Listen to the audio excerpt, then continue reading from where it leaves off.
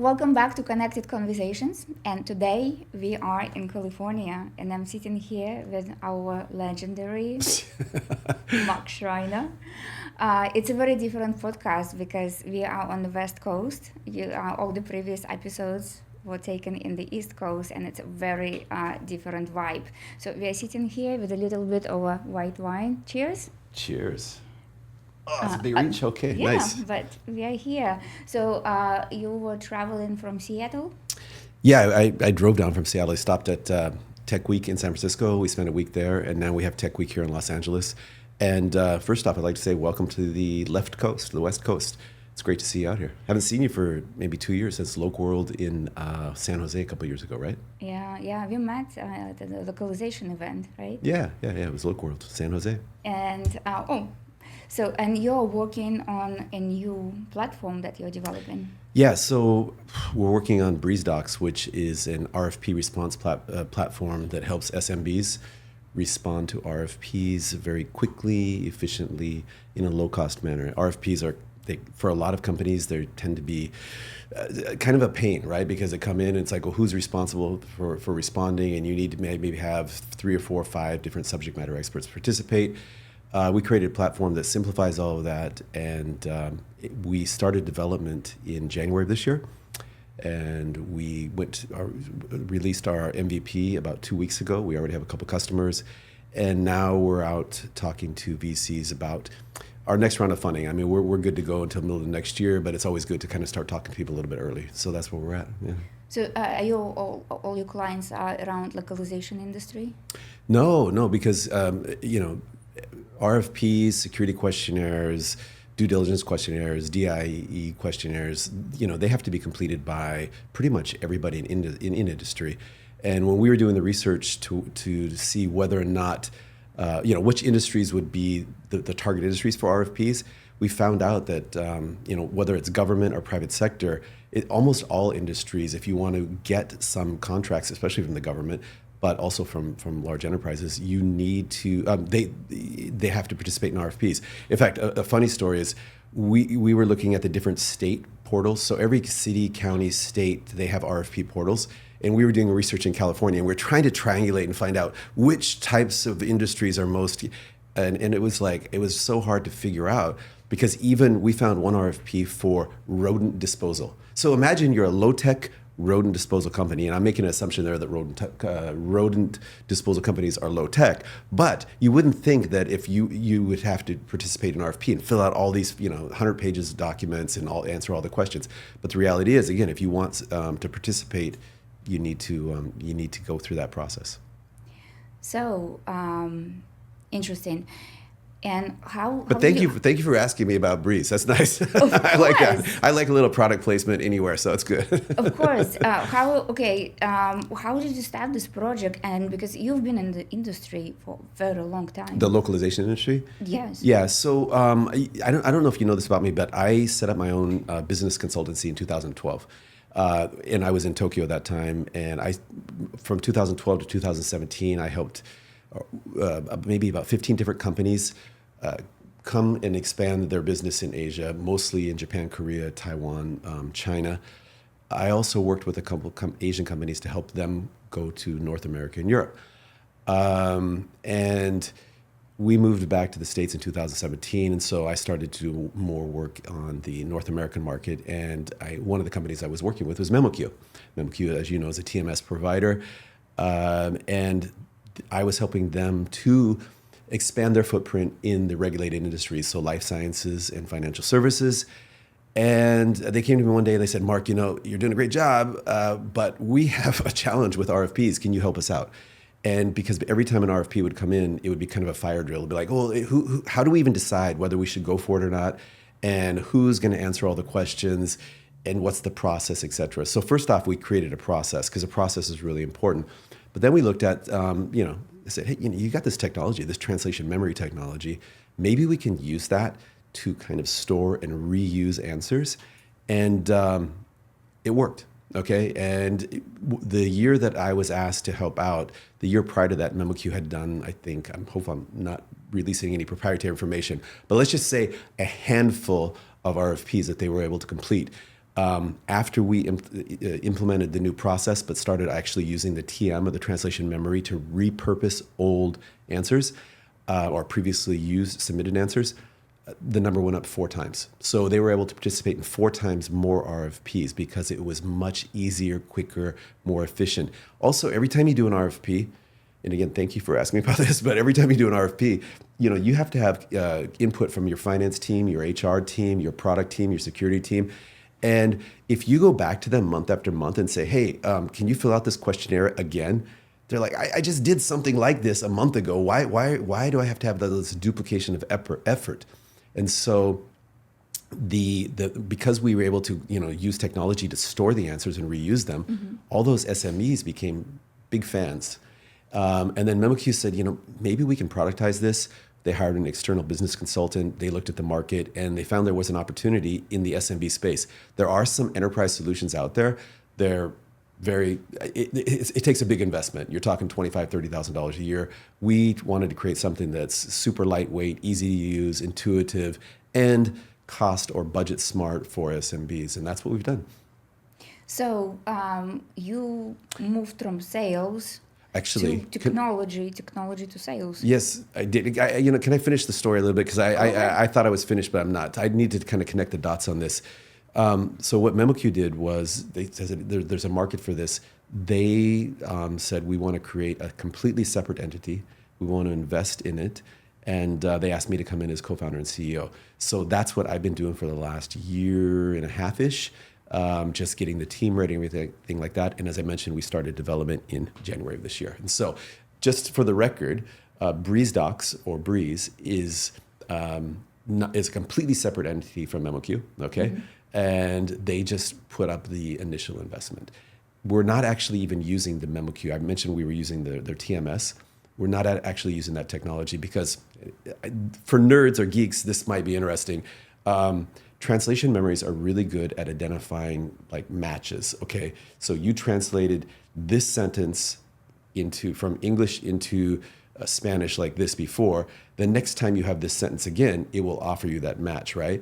But we're using LLMs, NLP, and the Gen AI to say, this question has been reworded maybe multiple different ways.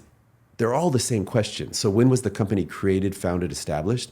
That's all the same question. So instead of looking at a TM, we're actually looking for questions that mean the same thing, even though they're worded differently. Some of these questions can be 2 or 3 paragraphs long. So the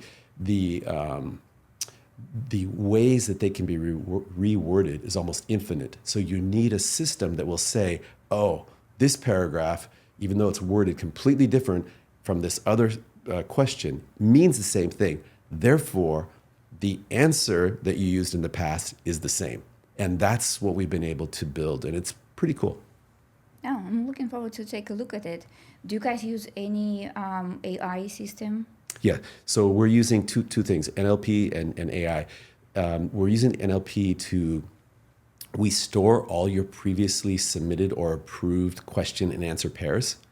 And then we go through NLP to identify, okay, this is a similar one, right? This is a similar, this question is worded differently, but it has been approved in the past with this answer. So we're using NLP to do that. And then we're using Gen AI to, for example, on our platform, we store all your previously submitted questions and answers or approved question and answers, but we also allow you to upload any of your reference documents. So let's say your acceptable use policies for AI, email policies, data privacy policies, things like that. And then instead of imagine somebody asks you a question about what's your password policy? And you're the BDM or business development manager who's responsible for filling out the RFP or a security questionnaire. And then you've got to crawl through this 20-page document going what's our password policy? AI, or Gen AI, just goes through and shows you the most appropriate answers. And then it rewrites it in the style that you instruct it to. That's incredible. And you guys did it very fast since January.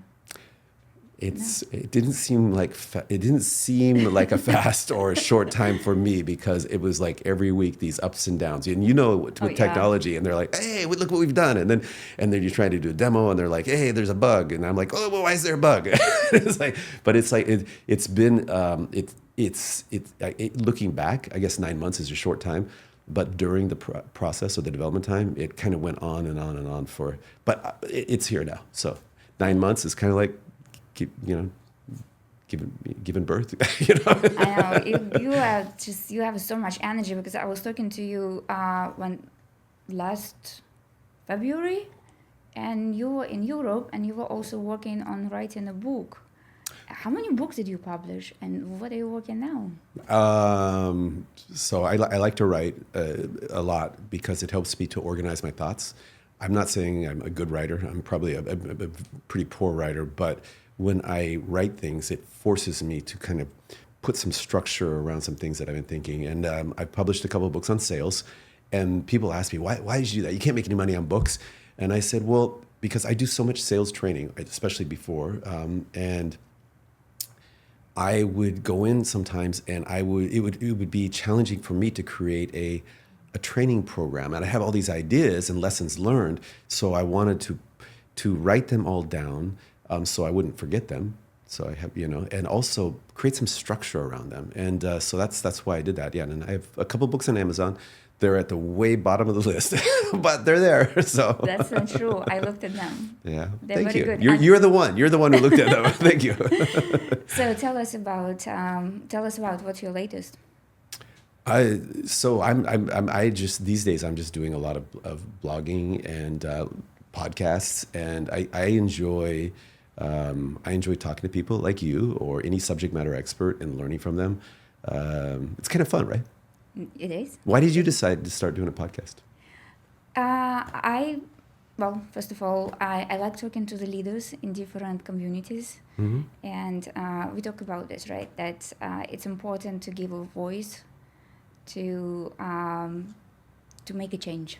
Mm-hmm. And I know that you are making a change. So that's why I brought you here. And I know that in our industry, you are definitely one of the biggest voices. Oh, I wouldn't. So you mean maybe loudest, but not. No. So how long have you been working in our industry? So I started in the localization industry in 2008.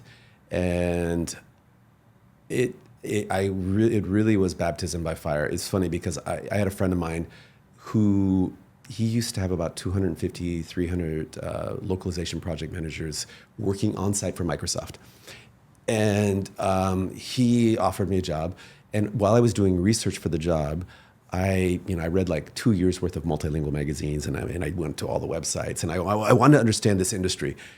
And while I was doing that, I came across this ad for a role in Asia, CEO Asia Pacific, and everything that they described in that ad, I was like, I have all that experience. That's exactly, and I went home and I showed my wife. I was like, look, this is. She's like, well, I said, well, my friend Hiram Machado, he's quite famous in the industry as well.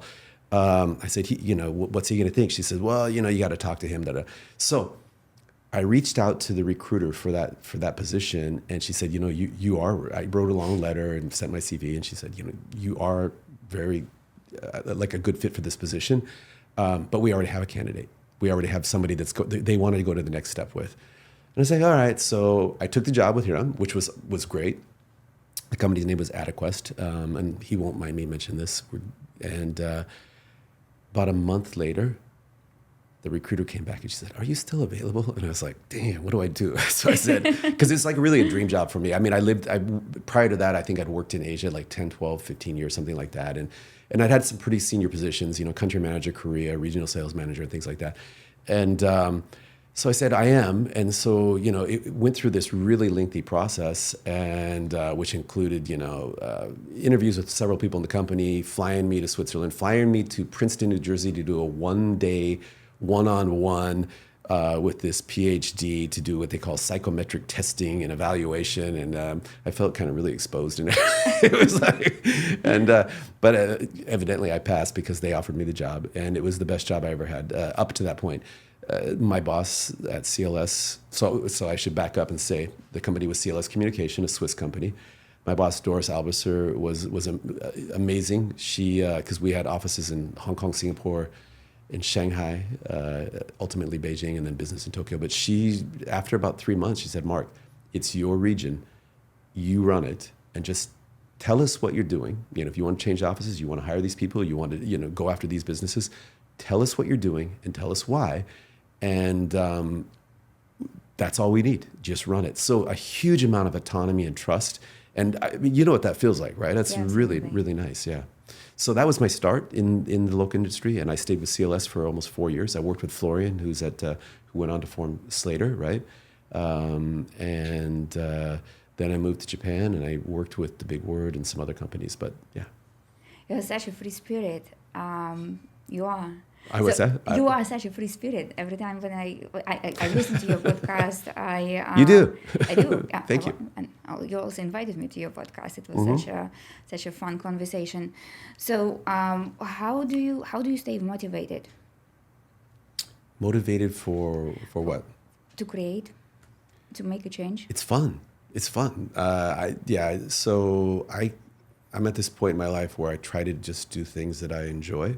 And things do you do only thing that you enjoy? Do you pick the only project that you enjoy? Well, there are different levels of enjoyment. Okay, so some things I really enjoy, and those are easy choices, and some things I have to do or I do them because it's a responsibility or enjoyment. But I would say I'm pretty much enjoying everything that I do, like when it comes to work or anything else. I wouldn't, if you offered me a lot of money to do something that was not interesting to me, I wouldn't take it. But let me back up. For me, if I'm learning, I'm enjoying, okay? So if, some people look for security in work, and they would do the same job for several years, and I'm not making a judgment there, but I'm saying for me, security is not a big deal. Learning and development and being able to adapt, but as long as I'm learning, which is a great thing about this industry, because I mean we have people from all over the world, like yourself. Right. That leads to my next question. Do you believe that our industry is unique? And if so, in what way? I think every industry is unique, but this industry, if we're talking about the localization industry, correct.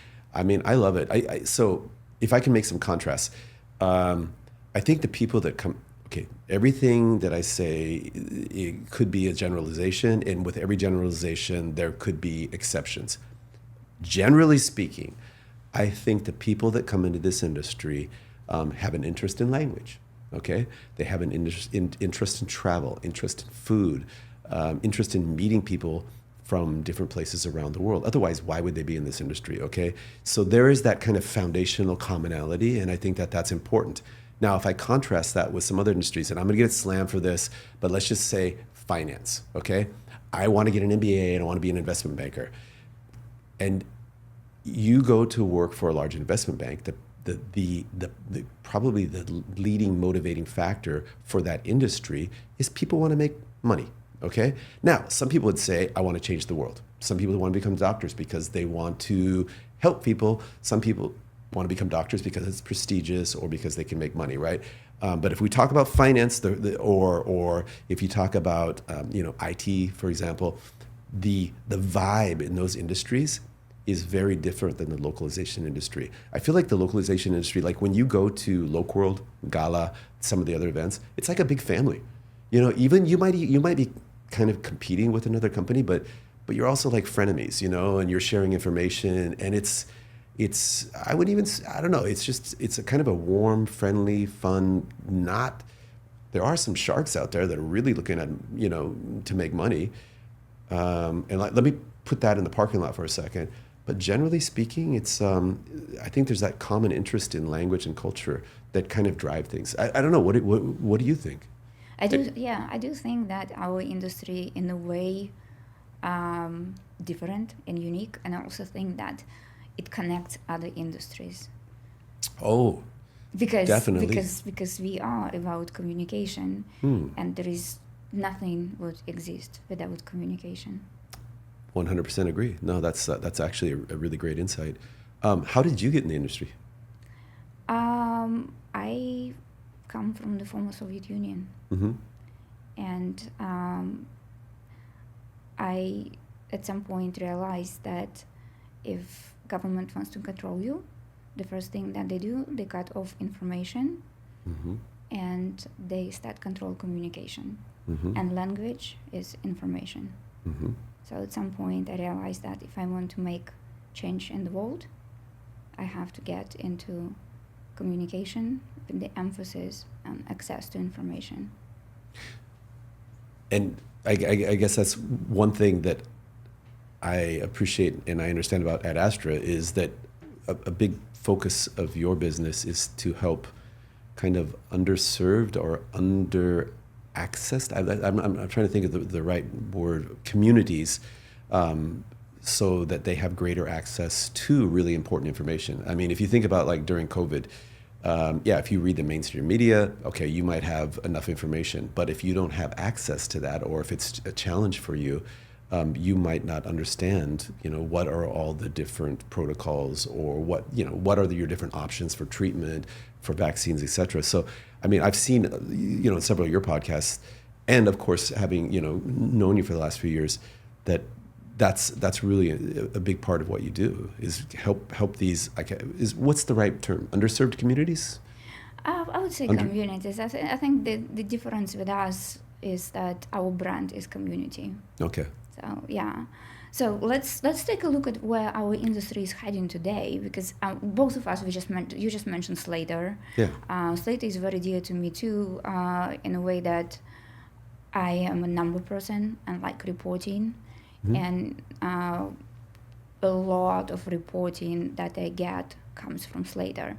And I don't know if you saw their latest report, shows that we have been on decline as an industry. Oh, what does that mean? Like we're on decline, what? Revenues are down? The industry shrunk by 3.8%.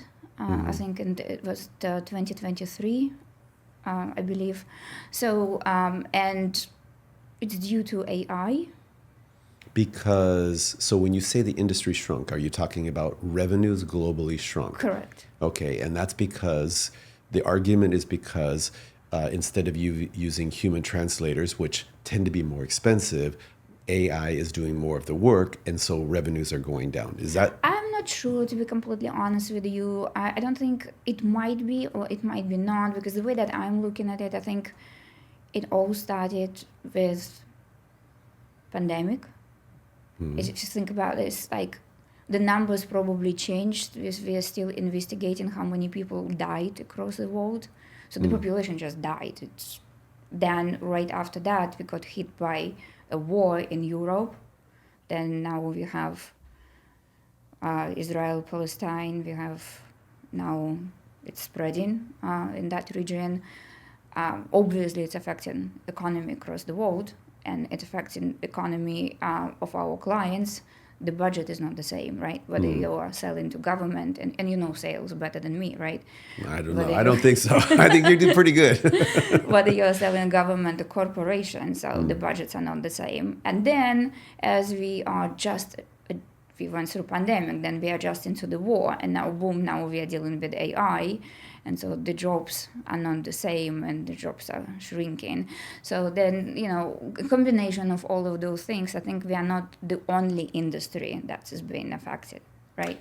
Yeah. But we're also serving all the other industries across the world. So what are your thoughts?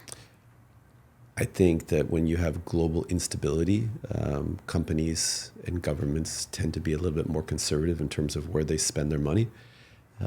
And I do think that AI has an impact in terms of, there's a lot of content. Let's talk about UGC, user-generated content, for example. Why would I pay a human to translate that? Why wouldn't I just use MT, machine translation, and or AI, some derivative? Why couldn't I use AI to do the sentiment analysis on that versus having humans to do some kind of randomized testing of it? So I think that could have an impact. I'm probably not the right person to ask in terms of, why exactly has the industry, according to Slater, shrink. I still see a very vibrant industry out there. So yeah, and I think AI is, and you're probably going to ask me about this, but AI, while maybe eating into some of the revenues, is also presenting some amazing opportunities. Yeah, I agree with you. In your opinion, what are the opportunities? For example, helping. Okay, so it's not always economically viable, for example, to take content from, let's just say, English, because that's probably the most common source language right now, or we could use, Spanish or Chinese, and and translate that into languages that don't present a large economic opportunity. Okay, so if you look at Africa, for example, okay, there are, I don't know, several hundred languages, and there are communities there that really depend on their local languages to get all their information, right? Well, which company is going to want to say, hey, you know what, I want to go ahead and spend the money to get this translated using a human translator, but using some of the LLMs or the different technologies that are evolving right now, we can take language and we can take content and translate it into many of these. I wish you could come up with a better term, but underserved or maybe less economically attractive markets. Seeing that now on the translation side, also seeing technology like using AI to predict the accuracy of MT. So okay, before it was very much machine translation, human in the loop, right? Well, human in the loop's expensive, right? So why not have AI do a test to tell you that? I see, and I can keep going on, but I can see AI helping with taking content and automatically making it conform with readability requirements. Because, so for example, in certain regulated industries with financial content, with pharmaceutical content, pharmaceuticals in terms of the marketing, or medical devices in terms of the marketing and the instructions for use, there are hard requirements in terms of the readability of that kind of finalized text. So in many European countries, for example, the text has to be readable or understandable by somebody with an 8th grade education.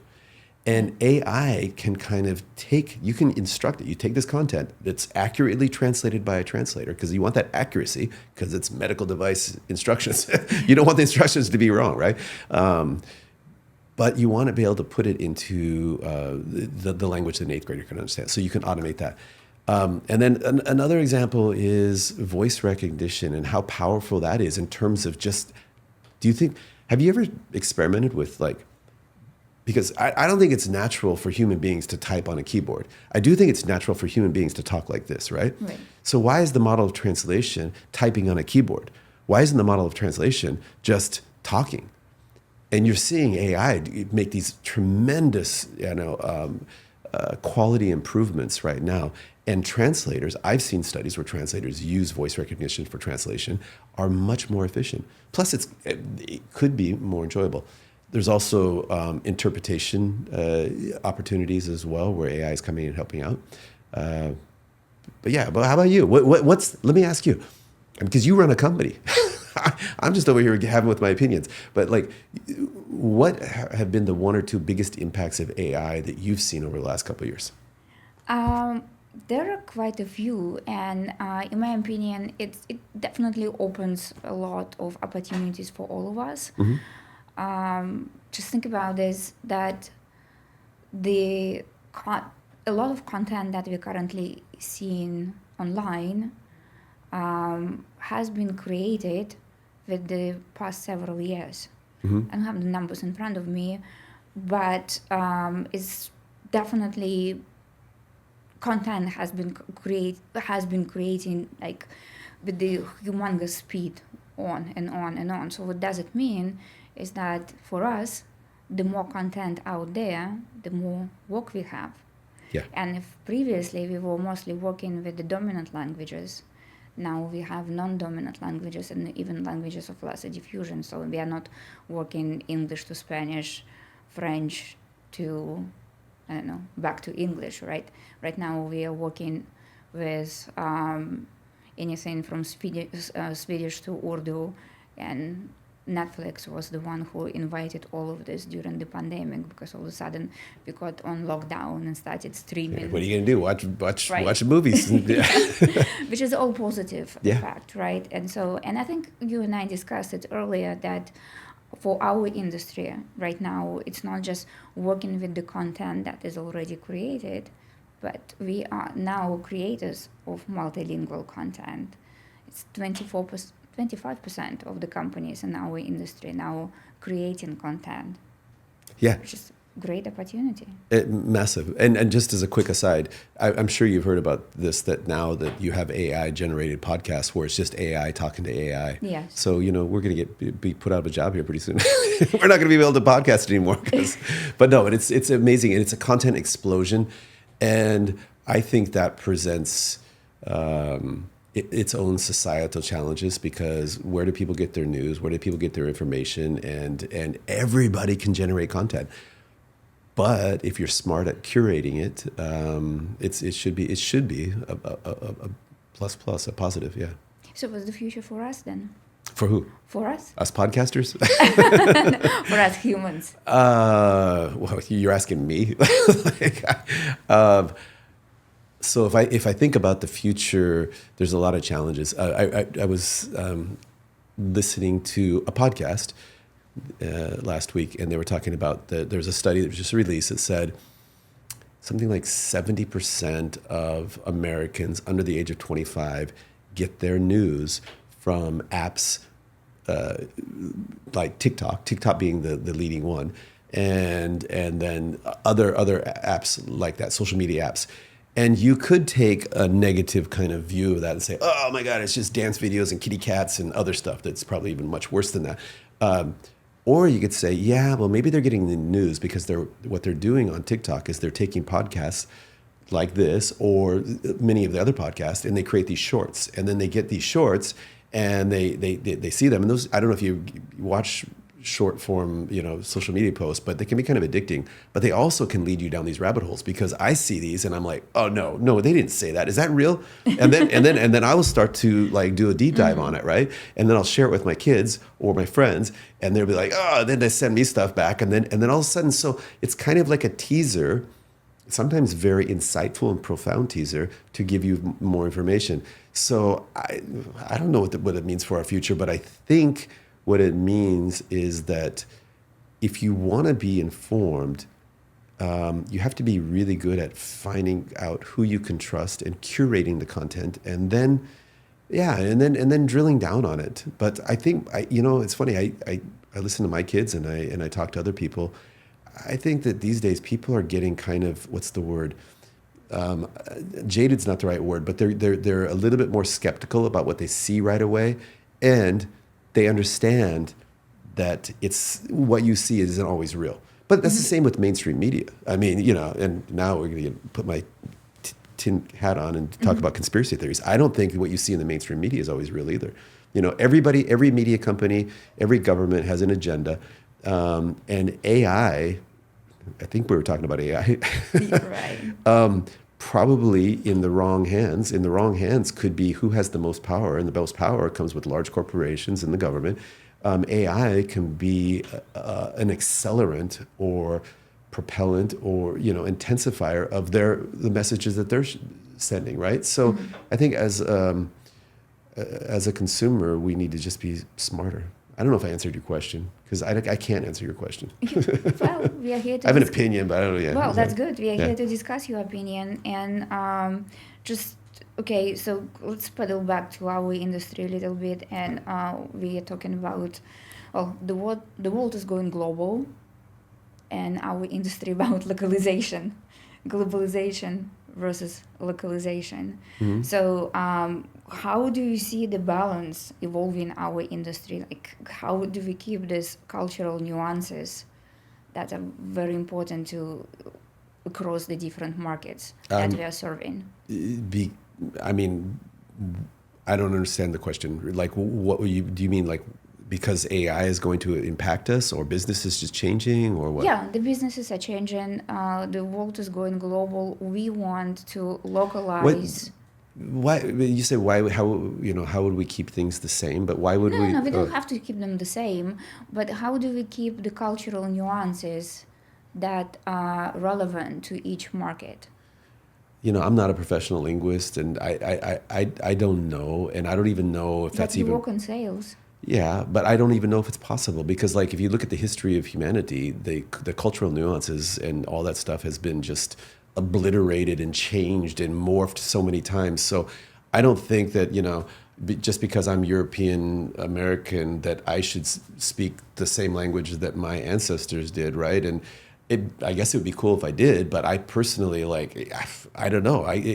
So I don't know. I guess it bothers me that probably one day we're working towards this global common speak where everybody speaks the same language and there is no cultural nuances and diversity. That kind of bothers me. It makes me sad. But that's been the trend, not just for the last 100 years, but for the last 10,000 years, right? So, I'm not the right guy to ask. No, but that's your opinion. I was curious. Well, my opinion is it'd be nice if we could encourage and support that kind of continued diversity, because it's not the diversity, it's the rich tapestry of all the languages and cultures. But we live if we look at life in North America, it's strip malls and and chain stores, I mean, and so that's, and when what happens here tends to happen in other large markets around the world. It's funny because I just came back from, I spent the first 3 months of the year in the Balkans, mostly in Croatia, Montenegro, and then in Budapest, which is not the Balkans, but in Hungary. And what I loved about all the places that I visited and stayed in is that you can walk outside and there's cafe, coffee shop, restaurant, and bookstore, and whatever. And most of them were like these very small, medium-sized businesses. Some of them had been owned by the same families for 50, 100 years, sometimes even longer. People are keeping their different languages, because in the Balkans, everybody speaks a Slavic language, but there's a, what's the word? There are many different dialects, right? And then you go across the border into Hungary, and then and you walk down the street in Budapest, and you could hear 5 or 6 different languages. So somehow Europe is able to kind of maintain that, So maybe that's the counter argument. I don't know. Does that make sense? Yes, it does. To me, it does. Okay. Yeah, because to me it's very important. I would like the world to stay. The world will always evolve, right? But I do, as you know, I love to travel. You love to travel. Yeah. And when you travel, you're looking for something different. You're looking to sort of like emerge with this. Oh man, I'm American. I'm looking for a McDonald's and a Kentucky Fried Chicken.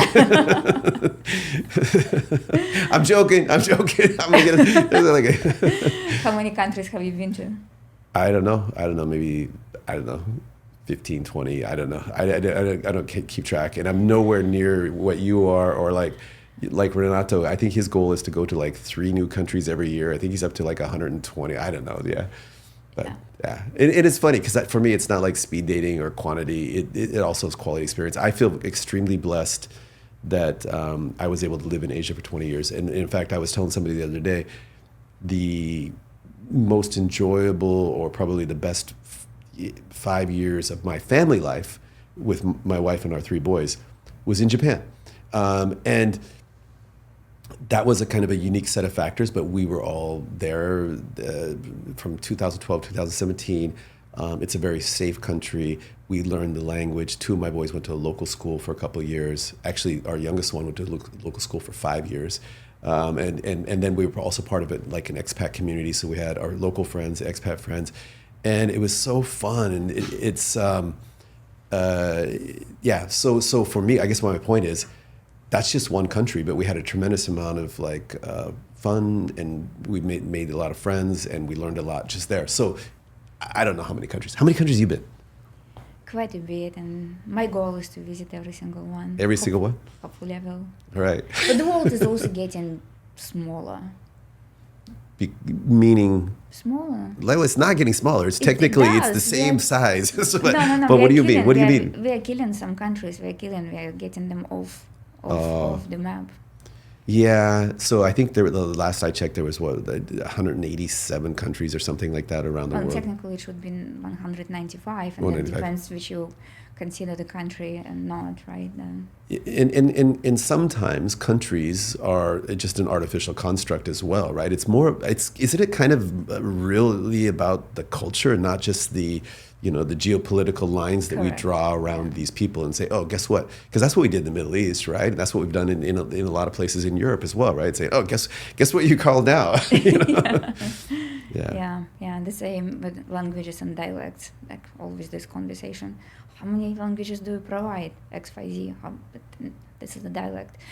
But and then with the technology again, let's go back to technology and see, because the platform that you are already released the new product. BreezeDocs. Yeah. So where do you think we are standing with all the ethical consideration right now, whether the machine translation or... Again, so this is like, the old European guy's opinion here, but it's like European American. I don't know what you mean by ethical considerations because is there anything that we should be really paying attention to? Yeah, of course you should be paying attention to it, but I mean ethical considerations. This has been going on for thousands of years of technology. Gutenberg, I don't think he invented the printing press in movable type, but he was like one of the guys, because actually removable type was created back in Korea like 1,000 years before. Gutenberg invented the printing press in Europe, but. So what was it? Was that a good thing or a bad thing? Well, a lot of people that used to write books by hand, and they were scribes. They would write books by hand. That was a job that went on for thousands of years, right? Mm-hmm. Those people got unemployed real quick. But guess what happened? Everybody had access to books and essays. And I could write something and then disseminate it. And then there were people who were like, well, then we're just going to get flooded with all this information. And they're going to put a bunch of junk, misinformation, malinformation out there. And it's going to bring all the standards down. But actually, you had this literacy explosion, right?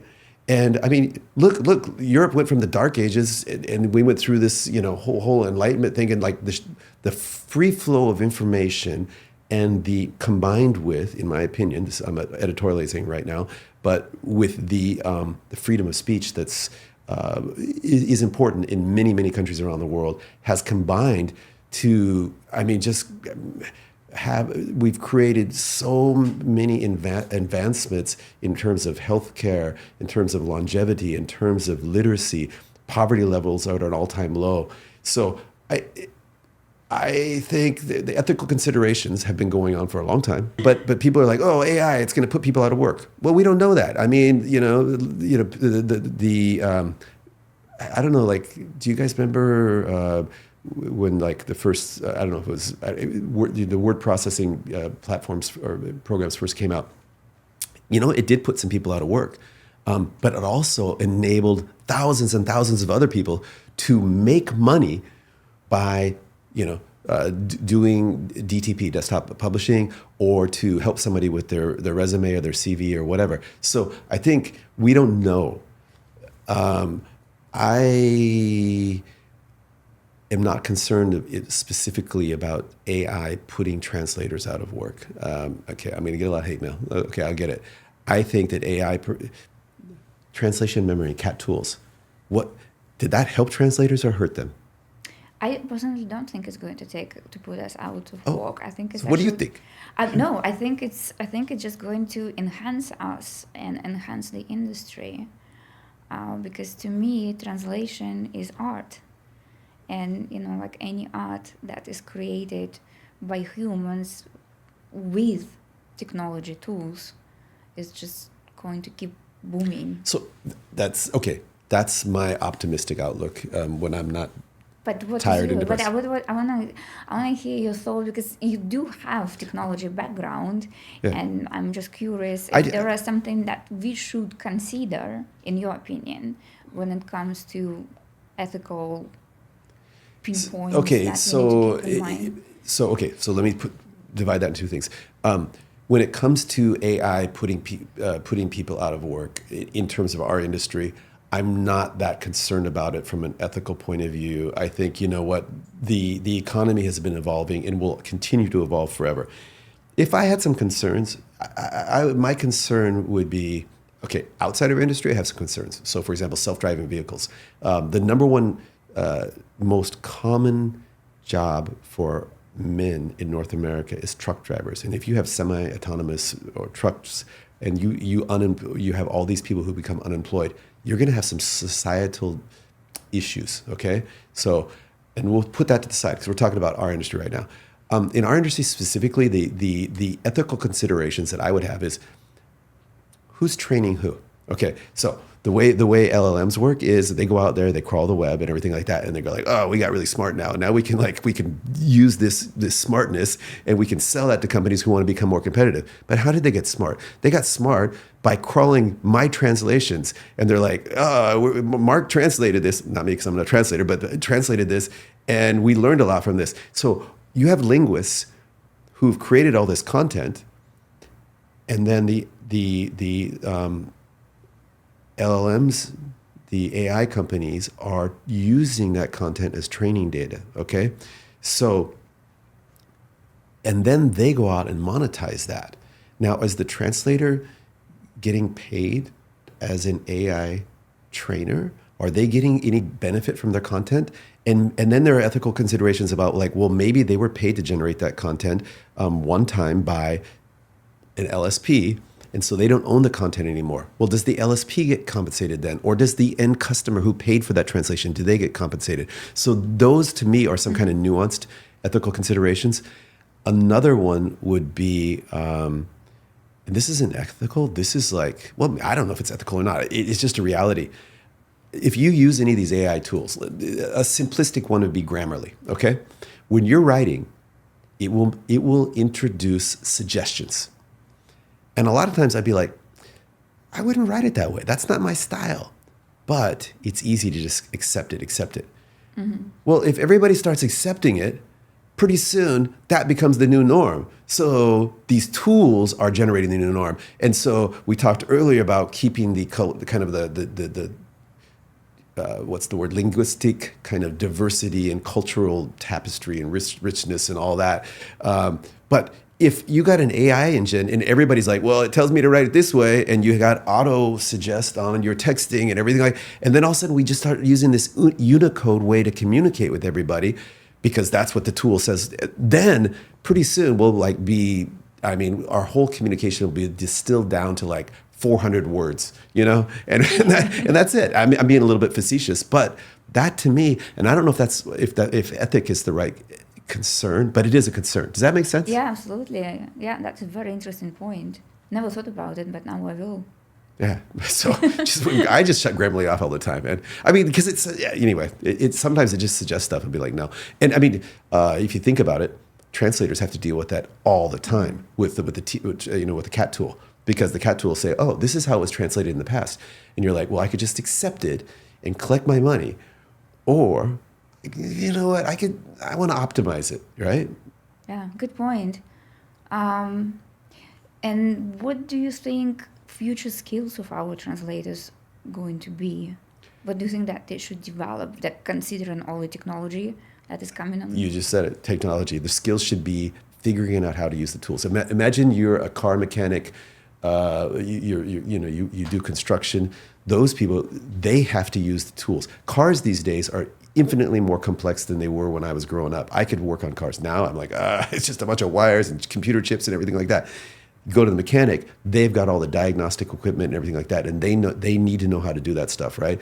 Every industry is evolving, and I would say just like a carpenter, just like an auto mechanic, whatever, you need the right tools.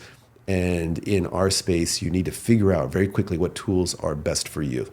That's the one thing I would say. I don't know. What do you say? I think our profession is literally about being human. About being human. Yeah. I think we should, like, no matter how close we are with the technology and how how good we are at using technology, just like having that humanity and creativity. We just cannot lose that. I agree with you, and I hope it's true. But like, this here kind of makes us like cyborgs, right? I mean, it's not a chip in our body, but if you look at teenagers, it kind of is. And if you need this to like navigate. When I was growing up, my kids hate it when I say that because I say it all the time. When I was growing up, but we had something called the Thompson Guide, and we had maps, and we had to give a kid a map and say, "Hey, find your way across town," and they'd be like, "How do you operate this thing? Where's the button?" I'm sorry, now I'm gonna get kids are gonna be like, "Hey, he's not." But the reality is these technology things, they become our tools, and do they make us less human? I don't know, but they do change the way we live. True. They not losing that connection that we have, because like if you think about that, we humans, we need another human. Yeah. We are the only species that will not survive before we turn 7 without participation of another human or the community around us. And I'm thinking that what can be the worst torture that we can create for ourselves is isolation. Yeah, that's why when they put you in jail, they put you in solitary confinement if they really want to mess with you. Yeah. Actually, one of my favorite movies is the Count of Monte. It's a book, actually. The book came before the movie. Count of Monte Cristo, and he was in solitary confinement for I think it was like 11 years, 13 years. And like I watched that movie maybe like 5 times. I read the book twice. And I would literally go nuts because you're just there by yourself, right? And like I don't even know how he maintained his sanity, of course. But yeah, I agree with you. That said, so I don't know where we're going with this, but like I have an issue with phones and screens and displays, devices. You go to a restaurant and you see a family, and they'll have all the kids. They'll put a device in front of the kid because it's like a babysitter for the kid. But what is it teaching the kid? Dopamine, and then no interaction. Mom, what are you talking about? Dad, you're telling a boring story. I just want my dopamine. And but the parents are like, hey man, but I get to eat my meal in peace. And so so I see a lot of that, and that concerns me probably more than just quote unquote AI or something. It's just we're all hooked on these devices. That's the reason why I think that the future skill is going to be people skills. What do you think? I hope so, because it's kind of what I do. So. And you're very good at it. Oh, thank you. I'm always trying to learn, and I learn from people like you, and from interacting with humans. Right, that's how we get better. Right. So, what do you think about? I know that you have kids, and your son he just graduate?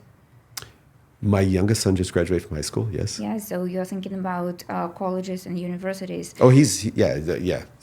Okay, go ahead. So, what do you think now that we are talking about technology, we are talking about particularly our profession and our industry? What do you think that educational institutions? How do you think that they're catching up with the curriculum changes in the curriculum? So I'm going to get hate mail from this, but. I think the university system in America, especially in America, is broken. For one, it's ridiculously expensive.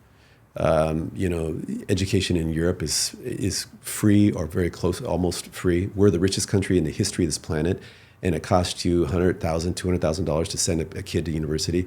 70% of American kids graduate with college debt. Great, welcome to the real world. Tell him what he's won. A big debt that is going to take him 20, 30 years to pay off. Education is the great equalizer, and in a rich, developed country, it should be free. And given the technology that we have and the amount of content that we have, it should be free and accessible to everybody in the world. That's what I believe. And that's where technology comes in, and it can help, okay? I think the university system in America is broke for other reasons. I think the curriculum oftentimes is behind. If you think about, okay, hey, I'm going to go to university and get a degree in AI. What they're teaching there is so far behind. Unless maybe you're at the elite of the elite of the elite. Maybe they've got a professor who has real world experience. But what's going on in private industry is evolving so much more quickly than what they're teaching. I think the whole idea of education is upside down. I think it should all be based on learning. And we should have learning systems. But what's happened in America, and I don't even care if people don't agree with me, we have this like, it's a branded education system. So what universities you went to? Oh, I went to an elite one and I got the brand, right? That's where you got the brand, right? Well, guess what? Steve Jobs, Bill Gates, they had an idea and they had a passion and they dropped out. And I could give many other examples. I mean, Thomas Edison was, I think he went through middle school, right? And then he followed his passion. Doesn't mean he stopped learning, right? You got to learn, but you don't have to go to university to learn. What if you want to learn a trade skill? That's another thing I love about like a lot of European countries. You don't have to go to university. You can go learn a trade. You can be a butcher, a baker, electrician, a plumber. I mean, and you can live a very nice life, actually creating something and making something, right? So I kind of went on a rant there, but what do you think? Yeah, I'm very close sharing what all your thoughts on education, and so luckily, in our profession, we will get close to what our language expert need to learn because we want them to stay. So let me ask you. Relevant. Yeah. No, I hear you.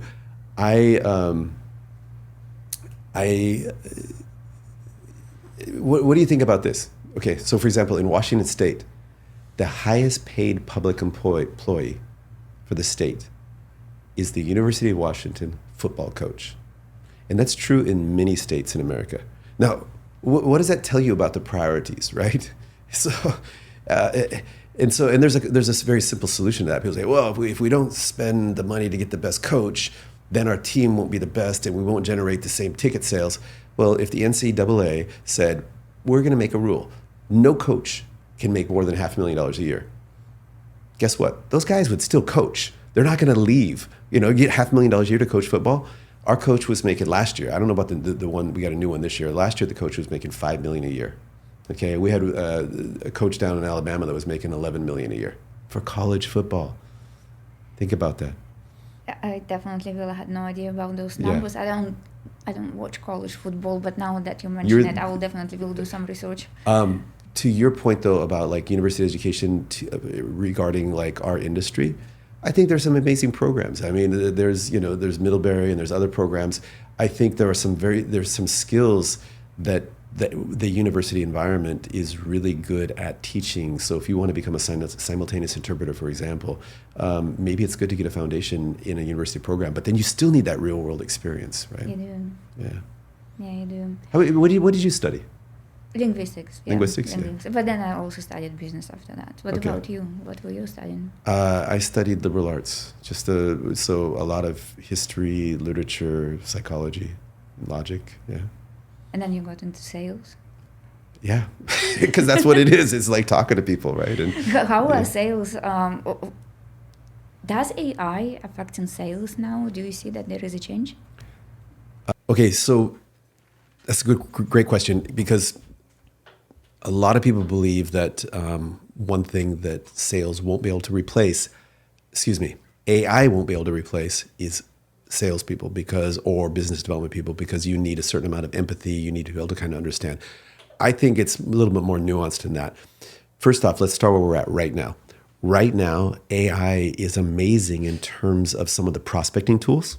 Okay, so you can go out and you can say, I'm looking for the people in these industries with these titles, and I want you to give me as many contact points as you can. And it can do it very, very quickly and efficiently, and many times very accurately, okay? That's one thing. Another thing is like AI in terms of listening to or recording calls, summarizing the meeting notes, giving you suggested next steps, reporting various information to different people on your team. Or you could be on a call and there's like sales enablement tools where your customer might ask you a question like, hey, Mark, what ISO certifications do you have? And I'll be like, I don't know, but AI does. So the tool would tell me, right? And there's many different kind of applications of AI. Again, it's that tool that helps the person or the organization to be more competitive, okay? Definitely see that. In fact, with BreezeDocs, our next module will be a sales onboarding tool.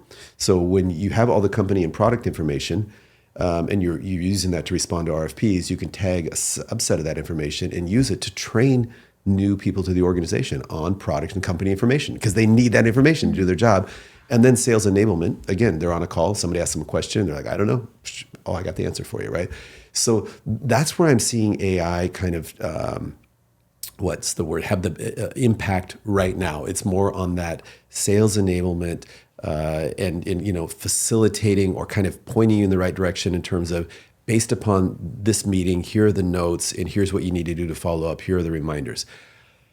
I do think when you look at some, I don't want to use the word lower level sales, but I will say more simplistic sales, that AI and chatbots can really help out. If I'm going to a website and I want to buy something and I have a couple questions, AI is already doing that now. And a lot of, I guess one of the industries that's going to be hit the hardest is the call center industry. You have literally tens of thousands of call center employees in the US, hundreds of thousands in the US, hundreds of thousands in the Philippines and in India. And a lot of those jobs are going to go away because you think about it, they're asked the same 50, 100, 150 questions every day, right? And a lot of times if they're new, they have to go and, Mark, can I put you on hold? I need to check with my manager. But if they're AI, they don't have to do that. They have the answer, right? And again, because the question can be worded many different ways, back to what we were talking about before, AI recognizes, oh, this is the same question as that. So the answer is going to be the same, and it will give the person the answer and guide them to the sale. Could even get even better from the company's point of view, is that it could guide them to the sale that is most preferential. Looking at, for example, we have this inventory, it's overstocked. This inventory is out. So let's guide them towards the overstocked inventory and offer an attractive price. And how do we know what an attractive price is? Because 9 out of the last customers that we offered this price bought it to. That's how AI is evolving on today's landscape.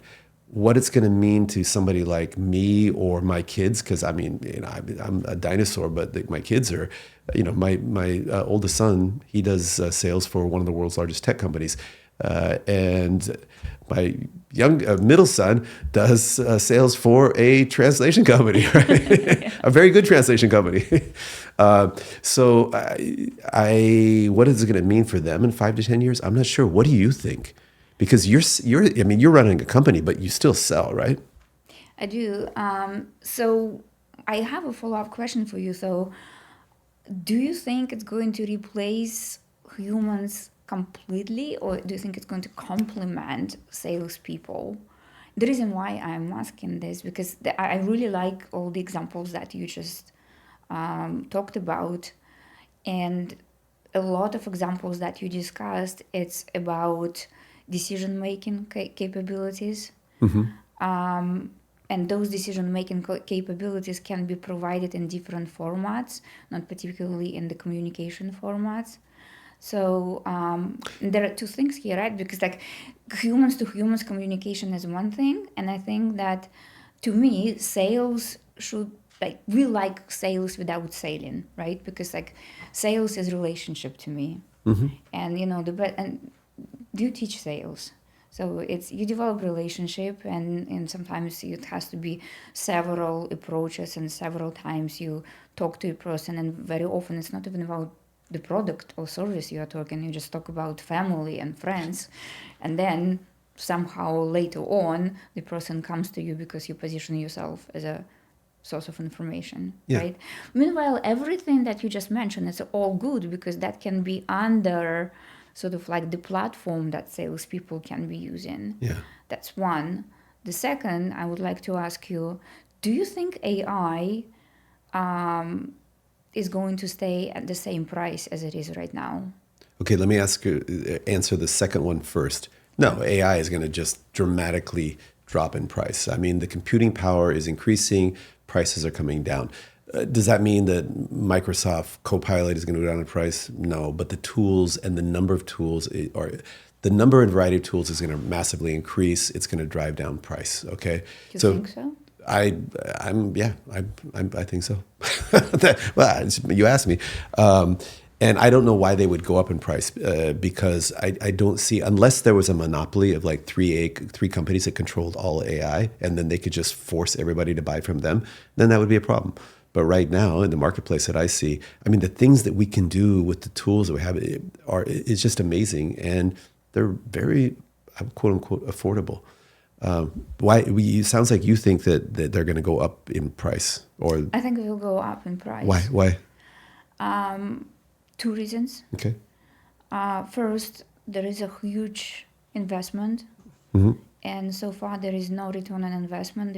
Everybody who put investment into it, at some point they will start looking for the return on investment. Most likely it's going to be in 2032, 35, from what I've been researching.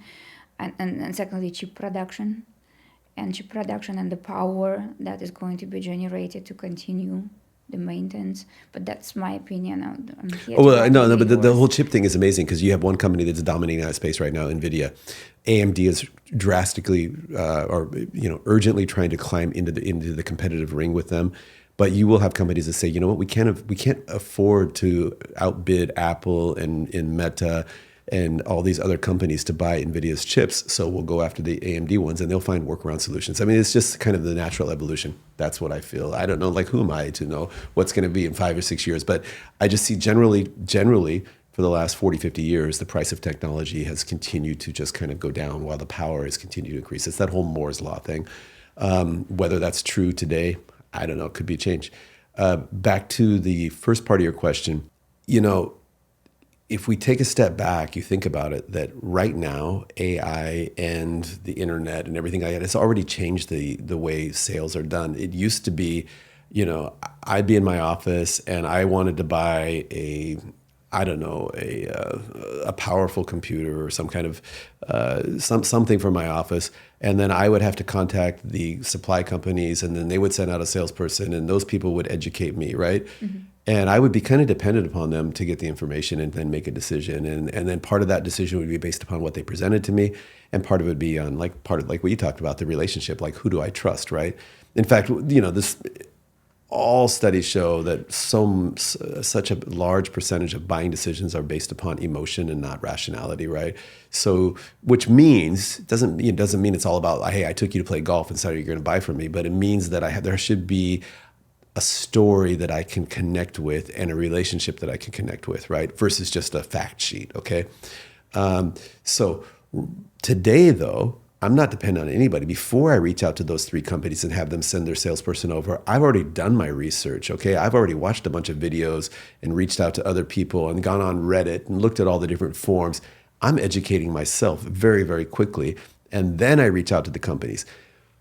But again, if it's a more sophisticated product that, maybe it has to be, it has to be connected with another system, right? So, there's a, deployment process, whatever it is, the greater complexity, then there's going to be questions that I'm going to have to ask and find out from them. So I think the role of the salesperson has changed a bit in terms of they're not that first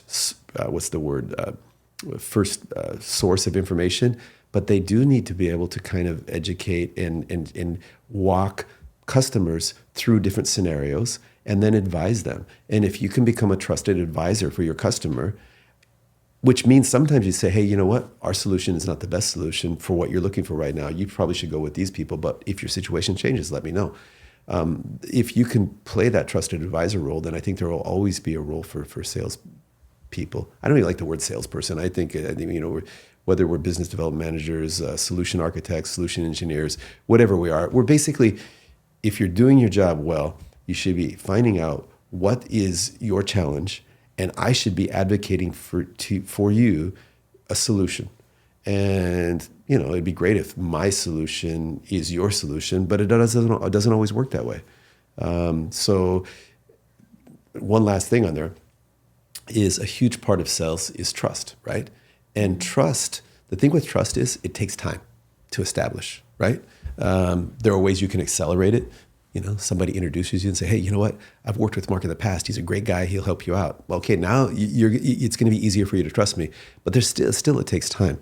And so I think that as a good salesperson, you can be highly educated in your domain, very, very good at problem solving or advocating for your customer, and establishing trust and relationships. But I'm old school, so that's what I believe. So hey, who knows, man? I mean, I grew up in the world where you wanted to sell to somebody, you would call them, and nobody calls anybody anymore because that's like, oh my God, that's aggressive. So they text them or they'll send an email maybe. So the world evolves, but I kind of still think that will always be important.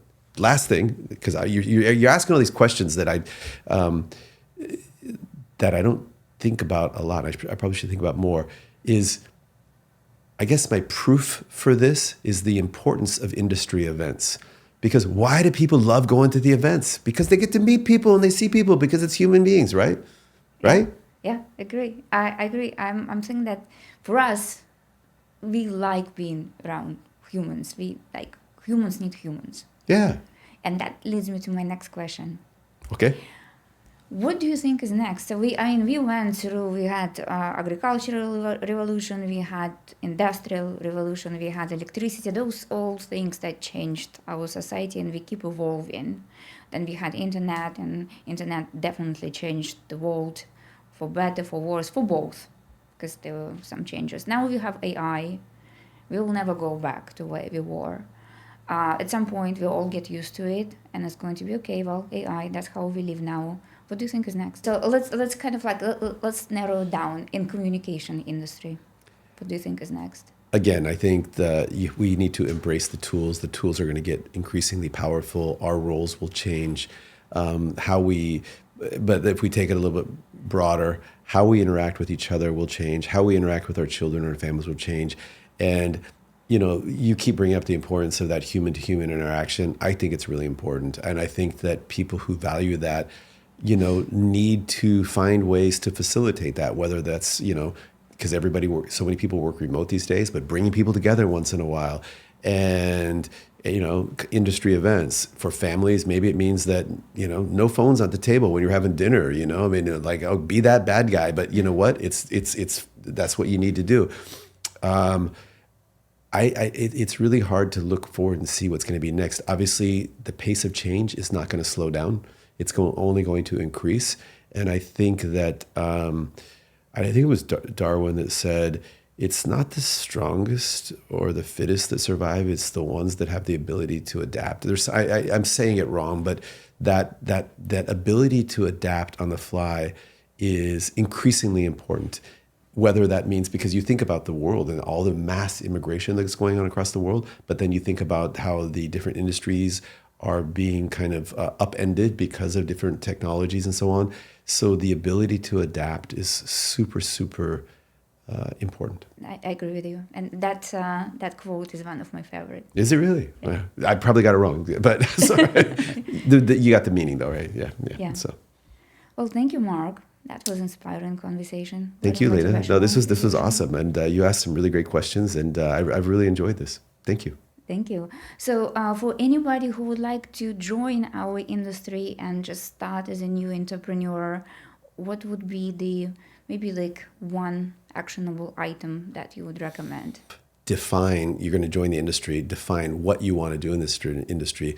Do you want to sell? Do you want to be a project manager? Do you want to be an interpreter? Do you want to be a translator? Do you want to be a technology specialist? Figure out what area you want to focus on, and then surround yourself by the smartest people in that particular specialty. Just reach out to the people. Everybody in this industry that I've met, literally everybody that I've ever reached out to and said hey, I want to learn about this, or could you help me out? Or I have this person who wants to learn, could you help them out?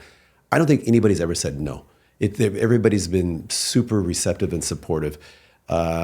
So figure out what you want, and then find the people who are the best or most knowledgeable about that. And they will open doors for you, and that's how you get better. So, you know the saying, you're the average of the 5 people that you spend the most time with. what I would do is find 5 people that are way, way, way more farther down the road in your particular area and surround yourself with them. And then they will bring you up to their average. But yeah, that's my advice. Well, thank you very much, Mark. And how can we find you? And You can find me. solution? I'm on LinkedIn. And if you want more information about Breeze Docs, it's breezedocs.ai. And yeah, reach out to me on LinkedIn if you'd like to connect. Thank you. Oh, and thank you so much for joining Connected Conversations. Thank you, Mark. Thank you, Lena. Take care. Oh, cheers. Cheers. One more time. Yeah. Oh, thank you, guys.